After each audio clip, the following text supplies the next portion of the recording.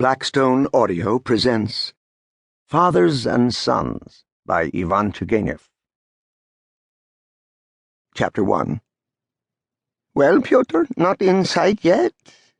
was the question asked on May the 20th, 1859, by a gentleman of a little over 40 in a dusty coat and checked trousers, who came out without his hat onto the low steps of the posting station at S. He was addressing his servant, a chubby young fellow with whitish down on his chin and little lackluster eyes. The servant, in whom everything, the turquoise ring in his ear, the streaky hair plastered with grease, and the civility of his movements, indicated a man of the new, improved generation, glanced with an air of indulgence along the road, and made answer, "No, sir, not in sight." "Not in sight?" repeated his master. "No, sir," responded the man a second time.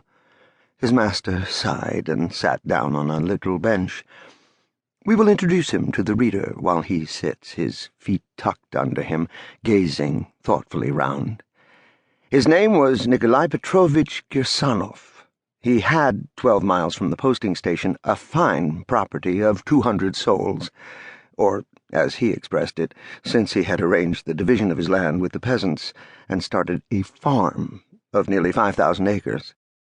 His father, a general in the army, who served in 1812, a coarse, half-educated, but not ill-natured man, a typical Russian, had been in harness all his life, first in command of a brigade, then of a division, and lived constantly in the provinces, where by virtue of his rank he played a fairly important part. Nikolai Petrovich was born in the south of Russia, like his elder brother Pavel, of whom more hereafter.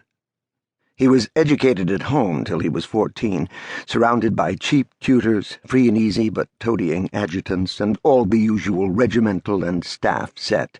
His mother, one of the Kolyazin family, as a girl called Agata, but as a general's wife, Agatoklea Kuzminishna Kirsanov, was one of those military ladies who take their full share of the duties and dignities of office. She wore gorgeous caps and rustling silk dresses.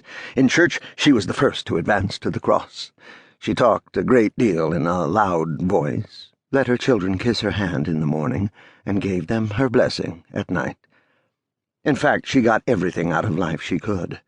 Nikolai Petrovich, as a general's son, though so far from being distinguished by courage that he even deserved to be called a chicken, was intended, like his brother Pavel, to enter the army, but he broke his leg on the very day when the news of his commission came, and after being 2 months in bed, retained a slight limp to the end of his day. His father gave him up as a bad job and let him go into the civil service. He took him to Petersburg directly he was 18 and placed him in the university. His brother happened about the same time to be made an officer in the Guards. The young men started living together in one set of rooms, under the remote supervision of a cousin on their mother's side, Ilya Kolyazin, an official of high rank. Their father returned to his division and his wife, and only rarely sent his sons large sheets of grey paper scrawled over in a bold, clerkly hand. At the bottom of these sheets stood in letters enclosed carefully in scroll-work the words Pyotr Kirsanov, General Major. In 1835, Nikolai Petrovich left the university a graduate, and in the same year General Kirsanov was put on the retired list after an unsuccessful review, and came to Petersburg with his wife to live.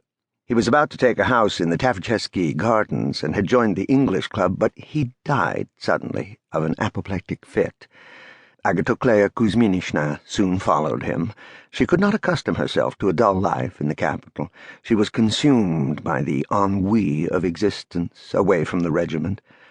Meanwhile, Nikolai Petrovich had already, in his parents' lifetime, and to their no slight chagrin, had time to fall in love with the daughter of his landlord, a petty official, Propolovensky. She was pretty, and, as it is called, an advanced girl. She used to read the serious articles in the science column of the journals. He married her directly the term of mourning was over, and, leaving the civil service, in which his father had by favor procured him a post, was perfectly blissful with his Masha. First in a country villa near the Liesny Institute, afterwards in town in a pretty little flat with a clean staircase and a draughty drawing-room, and then in the country, where he settled finally.